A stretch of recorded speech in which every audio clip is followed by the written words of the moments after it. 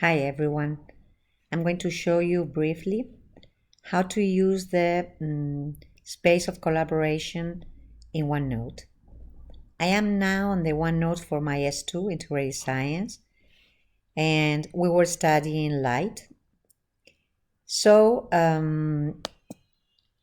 I use the space of collaboration here. I created a new section I called light, and this is a space where students can freely write, upload whatever they want. So they were at home at the time, and I asked them to take quick pictures of objects where we could see a shadow. And they quickly did that. After that, I was able to use the pencil and draw on my tablet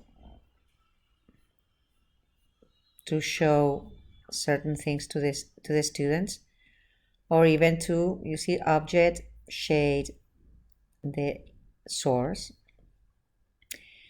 We did the same also the other day for reflection. We conducted an experiment. This time it was in situ in the school, and so I did the same thing. I asked them to take pictures of the experiment and very quickly just upload them.